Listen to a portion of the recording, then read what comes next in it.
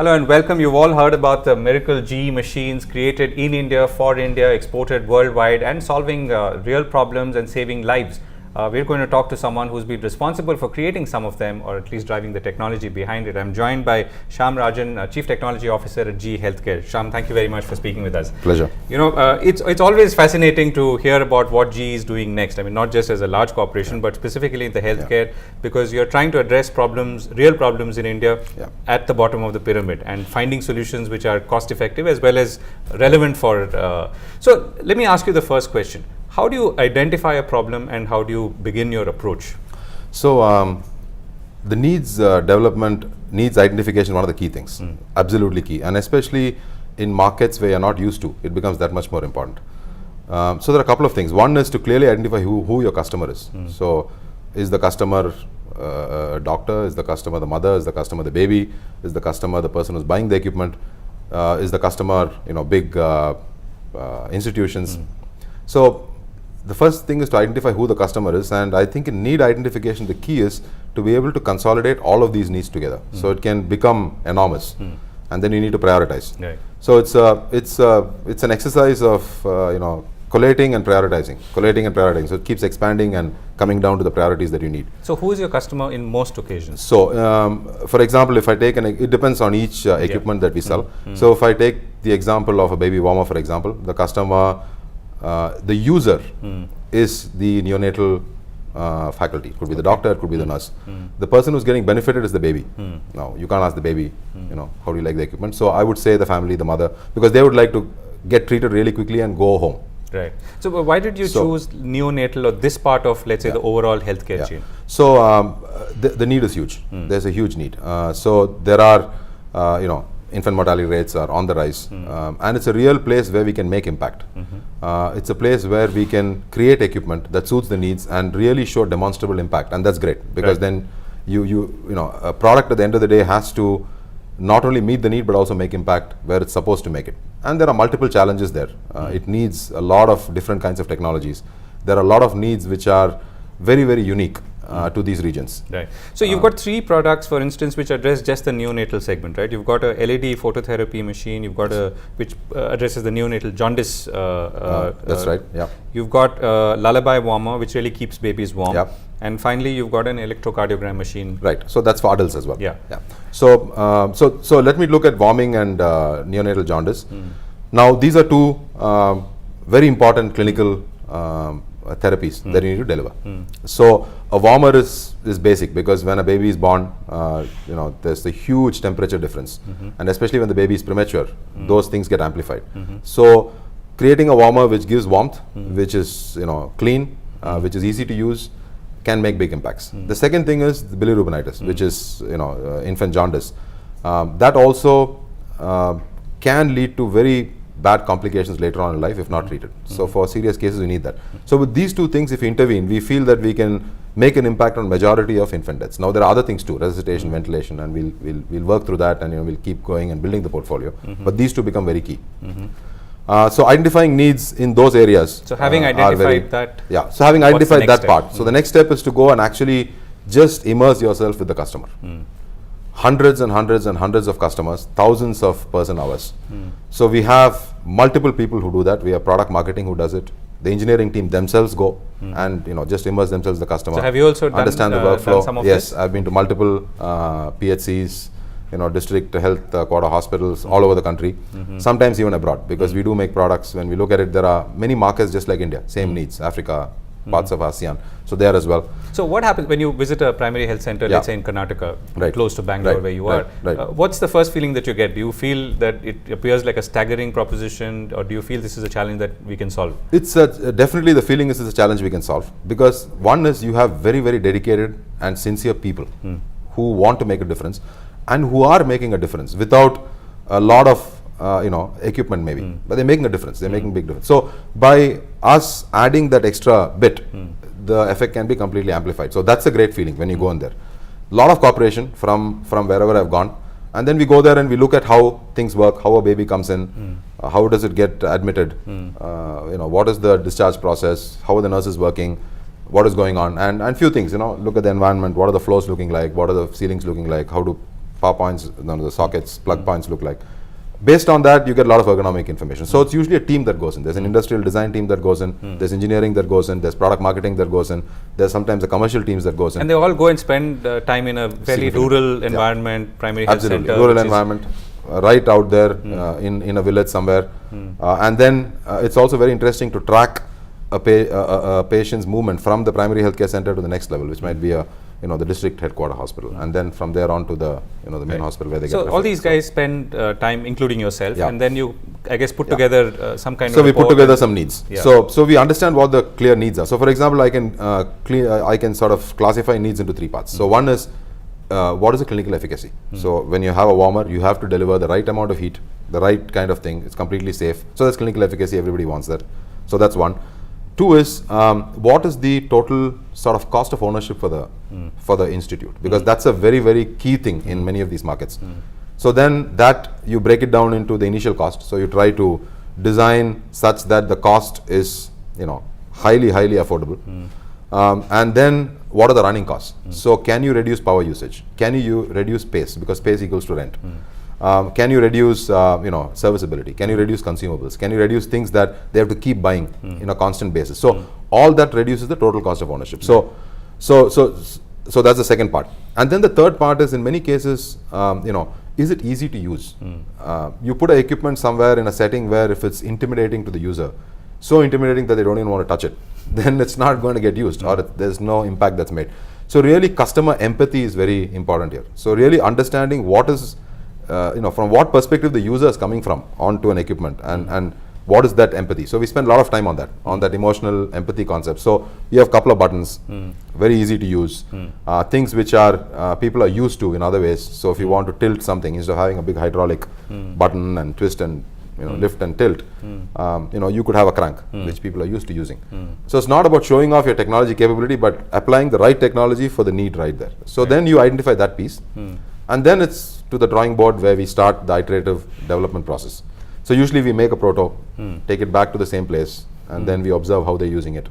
So this keeps going back and forth. Right. So Shyam, I have a question. Now you have a PhD in image processing and visualization, which obviously places you in a different league. I mean, like many others, I guess, who work with you. And yet you're trying to find a solution, like you talked about this crank, right, which is completely different. It's more a jugaad solution than anything else. Right. So how do you combine these two words? You're actually unlearning and then yet learning. So it's basically you're unlearning the environmental settings in which it's supposed to work. So you can't say I need a 10 server rack for this to work, and I need this band. So you're unlearning that part, but you're not unlearning the technology, using the technology to make a difference. So for example, if you look at crank, now every automobile has it, right? And that's how you retract your seats. And it works perfectly, and it's great. So and you can have the right friction so that you get the same without any drift. You can move it, you can do it in a very refined way, and then the serviceability is much reduced, because and you're using less power as well. So to your question again, so you actually have to unlearn some of the things which the operating environments, but not forget the core technologies and apply it here.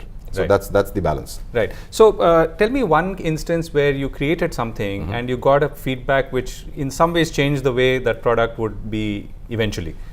So there are multiple like that.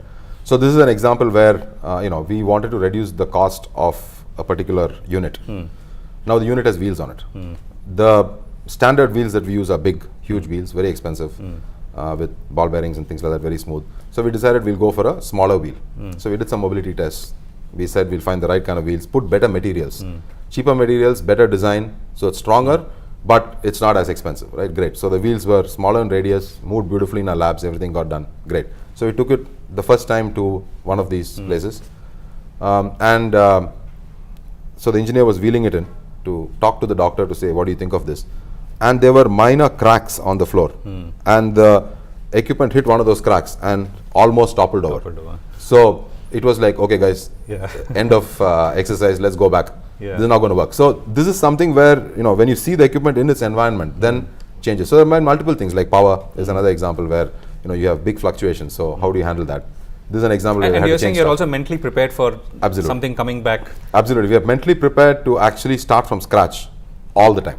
So there is a very good chance that we might just come back and say, this will not work, we need to go back up, we need to do something completely different. So we have changed, and the other thing also is for the engineering process and the mindset to be ready to accept the change. That's also very important. And I think that's the only thing. In terms of design, you can always change it when there's a need, but that mindset of changing, not saying, okay, Rev 1 is frozen, that's it, I'm not going to change, that will not work, because when you go to a new site, you find something completely new. Right. So how are, just to come back to the product identification or the need identification part, how are people thinking about this all the time? I'm sure you have a process for that too. Yeah. So when we start product development, we always have a group which is completely owning needs identification. So that falls under the product management group. So they're dedicated people who are all the time only thinking about this. So, and then there is a small engineering team that is actually building little protos and mitigating stuff as these inputs keep coming in. So the guys are thinking of ideas. Are they also engineers? Are they doctors, engineers? So it's a multiple people. So we have sometimes it's a cross-functional team. Sometimes you have people who are neonatologists who have decided to become technologists. We have neonatal nurses in our team. We have application specialists in our team. We have traditional product management guys, MBAs, engineers. So it's a cross-functional team that does it. So sometimes you might find there's one person who is able to do it. After doing 2 or 3 product developments, the person starts knowing a lot of different things. Or sometimes there's a group that actually brainstorms this. So let me come back to the product. You talked about power, right? So power, I'm assuming, is a recurring theme. And is that something that you've cracked at one level and has now become a solution for all your equipment? Yes. So for example, let's assume that your range is just for 220 to 240 is the operating range. When there is power. When there's power. Now let's assume that even when there is power, let's say the voltage drops to 80, frequency can go up all the way to 400. So 80 to 400. So now are we saying that, so the first step to that could be... You're saying that you see that kind of range in India? In many places, many places. Yeah, there are operating environments where there can be big fluctuations. And this might not happen all the time, it might suddenly happen. There might be a spike or something. Now, when this spike happens, the key is, what do you do? There are 2 options. One is you can say, my operating range is this. This was this, the power supply blew up, I'll send a service guy, change the power supply. Now that is many times not an option, because this might be in a rural area, it might take weeks to get somebody there.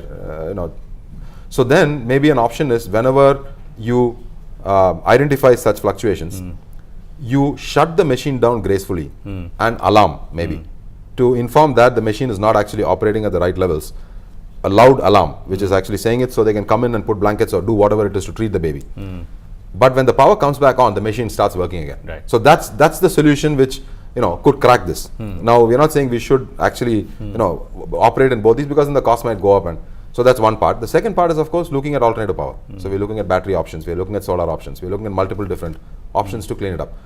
But then again, the input voltage or the input power that the equipment needs to be reduced as well in design. So that's the key. Then you can have different things feeding it. Right. If the equipment is going to use a lot of power, then no amount of ancillary power will be able to support it. So it's a combination of these things which you So now in some ways the sort of the ultimate question, right? So cost is the thing which drives much of this or a lot of it, and that's what's given you your competitive advantage in many ways, in perception as well.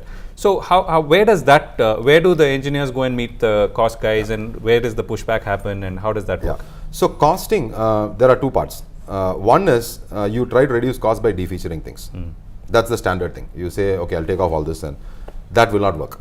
So it has to start from ground up. So you build just what's needed. So it is a design philosophy. The engineering it takes time to learn, but they get used to it. So you, first of all, you reduce cost in design itself. Then of course you during manufacturing you leverage volumes. You use parts that are common. Instead of using custom power supplies, you can use mobile phone chargers if you can. And then you get a commodity. So you replace a specialized hardware with a commodity solution. So these are all so there are multiple ways, and we are constantly looking at what are the ways in which you can take it off, keeping in touch with industry in general, which how it's moving, and the cost is coming down on various components. So you leverage components, but the most important thing is to have that frugal mentality in design. When the product is being designed, do not have things that you don't need. Basically, put the 3 buttons that you need on a product. Don't put 28 buttons if you don't need them. Put 3 buttons and make sure they don't break. Right. But make sure those 3 don't break, and make sure that's so that's the philosophy, basically. Right. So Shyam, last question. So tell me one project that's been close to your heart. So it's definitely the the maternal infant care range of products. So the warmers, the phototherapies, because first of all, there's huge impact that can be made, and secondly, you are basically you're basically saving babies. So it's a very happy outcome. People, we have had parents come to us and say, hey, my baby was saved on the warmer, and that's a great feeling. So that's definitely close to me. Anything in healthcare is, but if I rack all this would be the closest. Right, Shyam. Pleasure talking to you. Thank Pleasure you so much. talking to you, sir. Thank you very much.